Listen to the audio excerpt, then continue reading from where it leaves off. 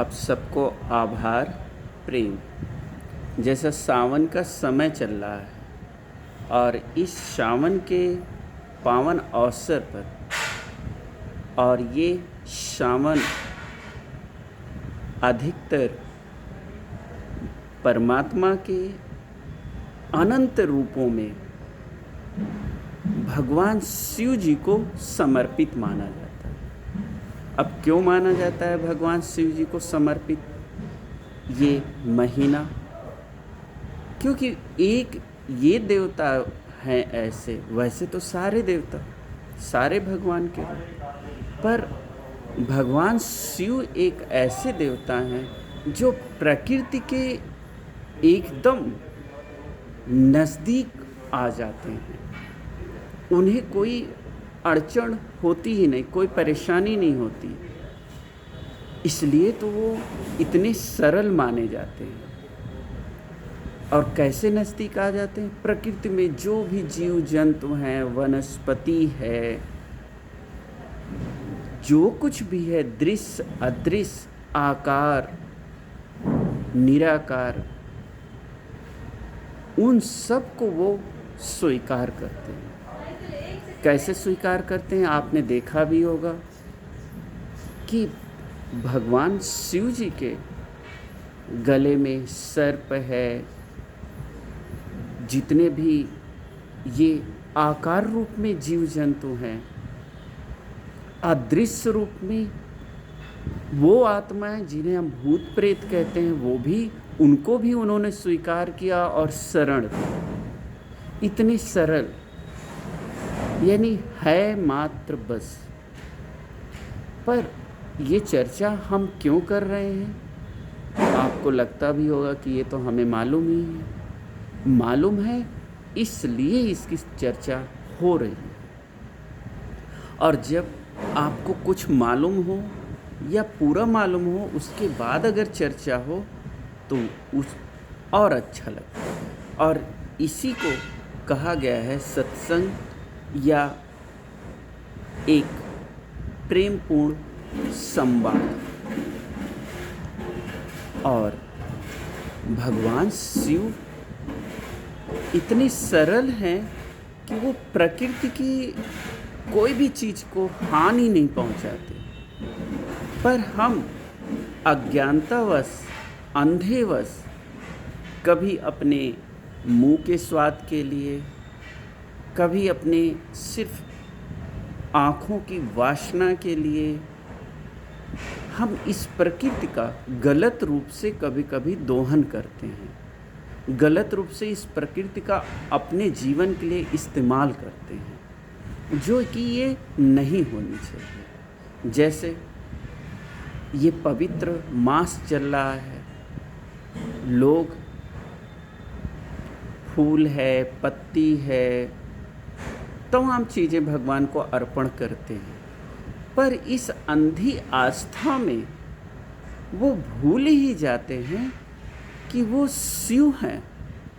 वो आपके भीतर की चेतना को देखते हैं कि आप कैसे आ रहे हो। और लोग बाहर से क्या काम करते हैं?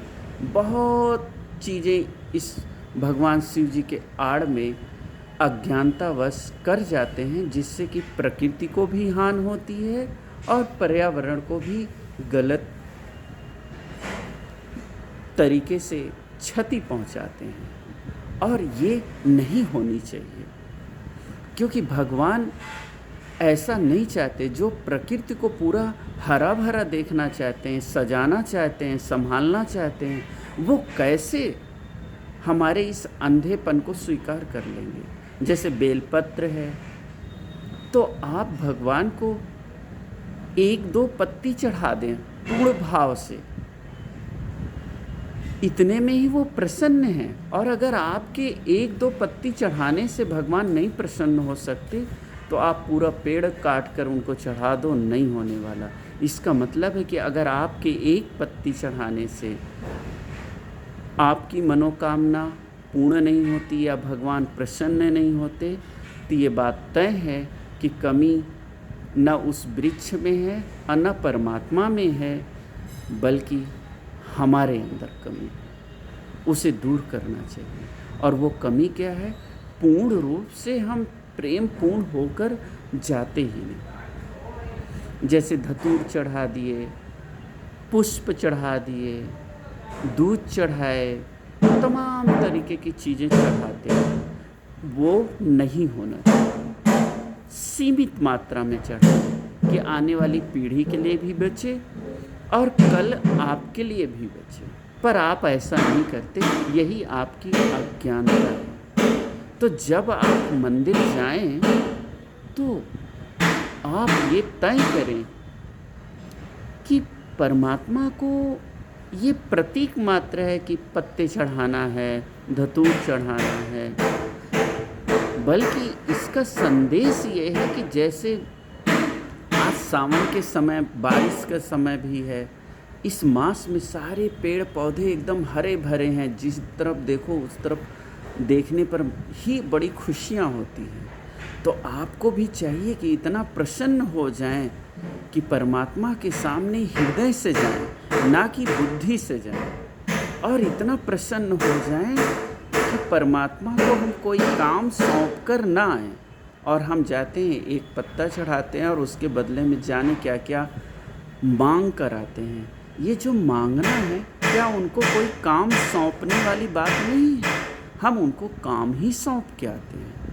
तो एक तो ये आप ना करें, थोड़ा चढ़ाएं जिससे आपके लिए भी कल के लिए रहे और आने वाली पीढ़ी के लिए भी रहे। एक अच्छा संदेश दें अपने कर्म के मार्ग से, श्रद्धा के मार्ग से, एकदम से उस पर टूटना पड़े, जिससे सब कुछ प्रकृति में, प्रकृति का संतुलन बना रहे, हम प्रकृति में रह कभी प्रकृति को ना बिगाड़ें। ये चीज़ होना चाहिए।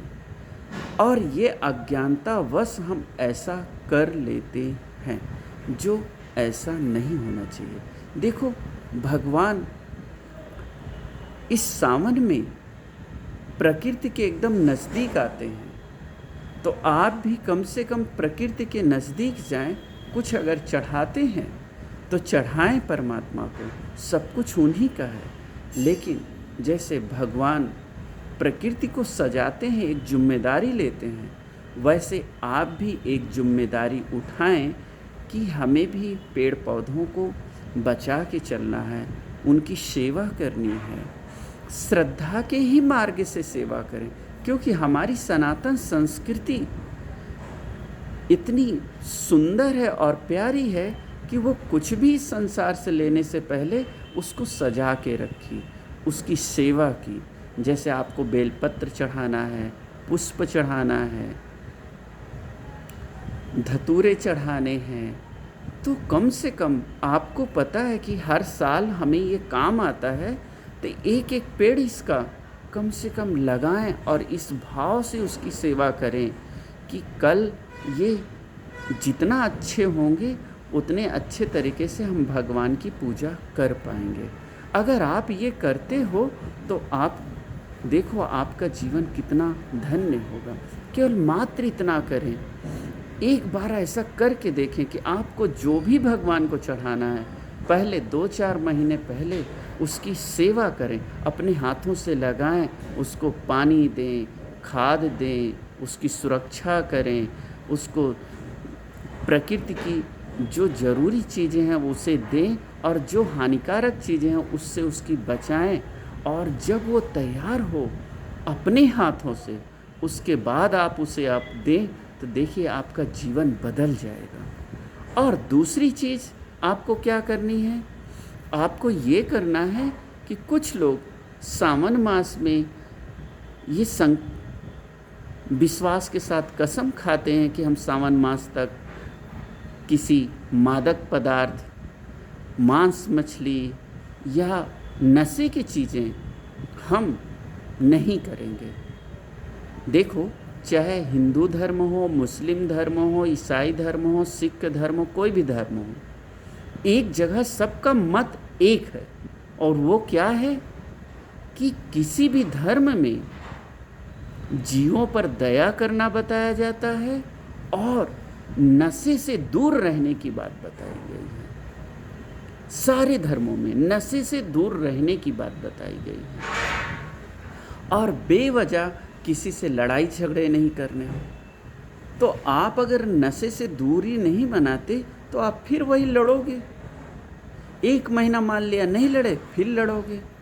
लोग क्या करते हैं कि सावन मास तक कुछ नहीं करते और फिर भगवान के नाम पर गांजा पीते हैं, दारू पीते हैं, पता नहीं क्या क्या चीज़ों का सेवन करते हैं। और ये सेवन, आज हमारा मनोविज्ञान भी इस चीज़ पर राजी है कि ये सेवन भी इंसान के माइंड के संतुलन को बिगाड़ देता है और उसके कारण जब माइंड का संतुलन बिगड़ता है तो वह अच्छा बुरा नहीं सोच पाता, तो वो लड़ाई करता है या अपनी ही हानि करता है। जैसे कोई शराब पी लिया तो एकदम भूल गया, उसकी चेतना ही एकदम नीचे चली जाती है, बुद्धि कम काम करती है तो वो कीचड़ में पड़ा रहता है। तो इस सावन मास में हमें ये सीखना है कि कम से कम हम इस परमात्मा के दर पर हर वर्ष अपनी एक लत, एक नशा, एक बुरी आदत, एक बुरा अज्ञान हमेशा के लिए त्याग दें। जैसे सावन मास में आप लोग, हम सब ये करते हैं कि सावन तक हम मांस नहीं खाएंगे, दारू नहीं पिएंगे, वैसे ही कोई एक नशा, कोई एक कमी आप उस परमात्मा के सामने संकल्प करके आए कि आज से हम ये नहीं करेंगे, और फिर देखिए आपका जीवन कितना सुंदर बनता है।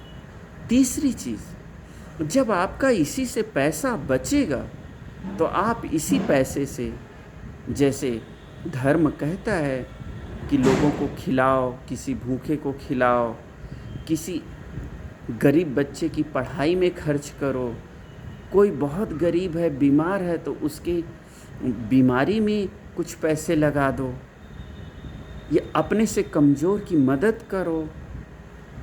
ये सारी चीज़ें धर्म में जोड़कर बताया गया है। तभी जब ये सारी चीज़ें आप करोगे तभी एक पूर्ण धर्म बनता है, और जब कोई पूर्ण धर्म को स्वीकार करता है तो वो पूर्ण इंसान बनता है, और जब भी कोई पूर्ण इंसान बनता है तभी वो परमात्मा के नज़दीक जा पाता है। सारे धर्मों में जिन्होंने भी परमात्मा की नज़दीक को अपने भीतर महसूस किया या परमात्मा को अपने पास महसूस किया, उन सब ने गरीबों की मदद की और बीमारों की सेवा की, अपने से बड़ों का सम्मान किया, और जो उनके पास था वो अपने जीते जी बांट कर गए। अगर हम बात करें मुस्लिम धर्म की तो मोहम्मद साहब को जब ज्ञान हुआ, परमात्मा के नज़दीक पहुँचे, तो उन्होंने उनके पास जो कुछ था सब शाम तक बांट देते थे। अगर हम बात कबीर साहब की करें तो उनके पास जो कुछ रहता था सब बांट देते थे। बुद्ध की बात करें तो उनके पास जो कुछ था, जब परमात्मा की लगन लगी तो सब छोड़ दिया संसार के लिए। बात करें कृष्ण भगवान की तो उन्होंने भी सब छोड़ा, सब बांट दिया। ज्ञान था वो भी बांट दिया, धन था वो भी बांट दिया, सब कुछ। और अगर हम सावन मास में भगवान महादेव की बात करें, शिव की बात करें, तो उन्होंने इतना प्रेम किया इस सृष्टि से, इस संसार से, इस प्रकृति से, कि सब कुछ वो बांटकर एकदम निश्चल भाव से प्रकृति के समीप आकर एक पत्थर पर आराम से बैठे हैं, एक पहाड़ के पास एक पत्थर पर आराम से बैठे हैं निश्चल भाव से, और एकदम आनंदमय होकर अपने आप को, मानो अपने आप को पूरी प्रकृति को समर्पित कर दिया हो। आप देखते नहीं कैलाश पर्वत पर वो कैसे एक शिला पर, पत्थर पर बैठे हैं। ऐसे ही भगवान को पूज कर कुछ समय आप ऐसे ही निश्चल भाव से बैठें इस प्रकृति की गोद में, और आप देखेंगे कि आपकी चेतना कैसे आपको ऊपर उठाती है, यानी आपके भीतर की शक्तियाँ कैसे आपको ऊपर उठाती हैं। नहीं तो बगैर परमात्मा को पाए अगर आप कुछ भी करोगे तो आप इस प्रकृति का अनर्थ ही करोगे, प्रकृति का घाटा ही करोगे, नुकसान ही पहुंचाओगे। और आप जितना प्रकृति को नुकसान पहुंचाएंगे, याद रखिए आप आने वाली पीढ़ी को यानी अपने बच्चों को उतनी ज़्यादा बीमारी देके जाओगे, क्योंकि प्रकृति का संतुलन बिगड़ेगा तो आपका और आपकी आने वाली पीढ़ियों का भी संतुलन बिगड़ेगा। तो ये संतुलन बना रहे, आप हमेशा ध्यान दें कि जो भी भगवान को चढ़ाना है, पहले तो बाहर की चीज़ें जो भी आप चढ़ाएं थोड़ा चढ़ाएं। कुछ लोगों को देखते हो कि अगर उनको ढेर सारा फूल मिल जाए तो वो पूरा का पूरा चढ़ा दें, लेकिन आपने कभी ध्यान दिया जो पत्र पुष्प जो कुछ भी हमने चढ़ाया वो बाद में सड़कर कितना गंदगी फैलाता है। और एक चीज़, आप जिस मंदिर में चढ़ा आए हैं, क्या वहाँ आप शाम को उसकी सफाई के लिए जाते हैं? अगर आप कभी शाम की सफाई के लिए जाएं तो आपको खुद ही ज्ञान हो जाएगा कि हमें थोड़ा ही चढ़ाना चाहिए। फिर धीरे धीरे आपको पता चलेगा कि परमात्मा को बाहर की चीज़ें चढ़ाने के साथ साथ हमें अपने भीतर के उस अज्ञान रूपी अहंकार को भी चढ़ा देना है, समर्पण कर देना है। अगर आप ऐसा करते हो तब परमात्मा की पूर्ण रूप से पूजा आप कर पाओगे और तभी आप सफल होगे, अन्यथा नहीं। और यही भूल हमसे हो रही है। देखो, हम मंदिर में पूजा करके आते हैं और बाहर लड़ने के लिए तैयार हैं। मंदिर में पूजा करके आए, बाहर तीर्थ स्थान से आए, पर अपने पड़ोसी से कभी प्रेम से बोल नहीं पाते, अपने भाइयों से खान पियान ही छोड़ रखे हैं। यानी हमारा दुख तो वहीं के वहीं है, हमारा अज्ञान तो वहीं का वहीं है। इस अज्ञान से ऊपर उठें, और इसके लिए भगवान शिव को नज़दीक से जाने और नज़दीक से जानने के लिए जैसे वो एकांत में बैठे हैं, कुछ दिन के लिए, कुछ पल के लिए, कुछ घंटों के लिए, वैसे आप भी स्वीकार करें कि कुछ क्षण के लिए जैसे मेरे आराध्य भगवान शिव मात्र बैठे हैं, वैसे मैं भी आँख मूंद कर बैठूँगा। कुछ घंटे के लिए ही सही, कुछ मिनट के लिए ही सही, बैठें और फिर देखें कि आपका जीवन कैसे सुंदर बनता है। अगर आप इसे अपने जीवन में लाएं तो आप पाएंगे कि शिव मात्र कोई व्यक्ति नहीं, वो एक चेतना है, ऊर्जा है, जो बाहर आकार रूप में भी है, बाहर आकार रूप में भी है, और एक शक्ति के रूप में हमारे भीतर ही है, हमारे हृदय में ही है। और आप पाओगे कि जैसे ही आप अपने हृदय में उस परमात्मा को स्वीकार करेंगे, आपका जीवन एकदम बदल जाएगा। किस प्रकार से बदल जाएगा? जैसे भगवान शिव जी देव से महादेव हो गए, वैसे आप एक मानव से महामानव हो जाएंगे, एक इंसान से भक्त बन जाएंगे, एक इंसान से महान पुरुष बन जाएंगे, एक अज्ञानी से ज्ञानी बन जाएंगे, एक घृणा करने वाले, एक क्रोधित इंसान से ऊपर उठकर एक प्रेमपूर्ण इंसान बन जाएंगे। अगर आप अपने जीवन में ये चीज़ों को लाते हैं तो अवश्य ही आपका जीवन बहुत ही सुंदर बनेगा। और नहीं तो फिर आप तो ये सदियों से ही करते चले आए और हमेशा कर रहे हैं। फिर भी अपने भीतर झांक के देखें कि जो हम हमेशा से करके आ रहे हैं उससे कोई बदलाव तो नहीं आ रहा। आप देखिए भगवान शिव कितने करुणामय होकर एकांत में बैठे हैं, पर आप नहीं बैठ पाते। देखिए वो कितने करुणामय होकर एकांत में बैठकर एक जगह से ही अपने आप सारी चीज़ें कर लेते हैं और पूरे सृष्टि का संचालन भी कर लेते हैं। जो कुछ बदलाव करना है वो भी वो कर लेते हैं। लेकिन आपने कभी सोचा कि हम अपने ही भीतर वो बदलाव नहीं ला पा रहे हैं जिस बदलाव को लेकर हम मंदिर गए थे या किसी संत के पास गए या किसी तीर्थ में गए। तो आप अपने भीतर ये सोचें कि वो बदलाव क्यों नहीं आ रहा है मेरे जीवन में। जिस दिन आप अपने भीतर ये चीज़ सोचेंगे उस दिन आप भगवान शिव जी की जो करुणामय मूर्ति है कि शांत एक जगह बैठे हैं, आप भी बैठना सीख जाओगे। और जब तक आप अपने भीतर ये नहीं सोचते आप नहीं बैठ पाओगे। और जब तक आप बैठकर पूर्ण रूप से शांति से अपने भीतर उस शांति को नहीं घटित होने देंगे तब तक आप भगवान शिव जी को समर्पण नहीं कर पाओगे कुछ। और अगर आप कुछ समर्पण नहीं करते तो उनकी कृपा भी नहीं मिलेगी आपको। ये बात आप तय कर लें, मान लें और इसे जानने की कोशिश करें। जिस दिन अपने भीतर आप ये ख्याल कर लेंगे कि मैं इतने दिन से पूजा कर रहा हूँ, फिर भी जिस चीज़ की आकांक्षा से, जिस बदलाव के लिए मैंने पूजा किया, यहाँ वहाँ गया, वो कुछ भी नहीं हुआ।